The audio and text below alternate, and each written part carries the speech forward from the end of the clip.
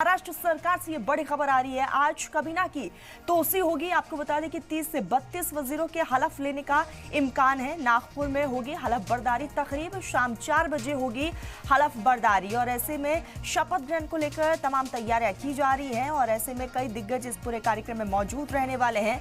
तो भाजपा के नेतृत्व वाली महाराष्ट्र सरकार का मंत्रिमंडल विस्तार है आज और इसमें नए मंत्री नागपुर में एक समारोह में पद की शपथ लेते हुए दिखाई देंगे। और इस बीच एक वरिष्ठ भाजपा नेता ने कहा है कि 30 से 32 मंत्री शपथ ले सकते हैं। इसकी पूरी संभावना जाहिर की गई है। तो शाम 4 बजे भव्य तरीके से कार्यक्रम का आयोजन, हलफ बर्दारी लेते हुए मंत्री नजर आएंगे। राज्य में होने जा रहा है मंत्रिमंडल विस्तार और इसीलिए भी आज का ये पूरा कार्यक्रम बेहद खास हो जाता है क्योंकि महाराष्ट्र में राज्य मंत्रिमंडल का एक सप्ताह तक चलने वाला शीतकालीन सत्र 16 दिसंबर से शुरू हो रहा है, यानी कि कल से शुरू हो रहा है। और उससे पहले जो है यहाँ पर हलफ बर्दारी तकरीब का आयोजन, जिसमें यहाँ पर मंत्रिमंडल विस्तार जो है वो साफ तौर पर देखने को मिलेगा। और खबर ये भी है कि 30 से 32 मंत्री आज शपथ ले सकते हैं। हालांकि देखने वाली बात यही होगी कि किसको कौन सा ओहदा दिया जाता है। शाम 4 बजे कार्यक्रम का आयोजन है। तमाम दिग्गज इस कार्यक्रम में मौजूद रहने वाले हैं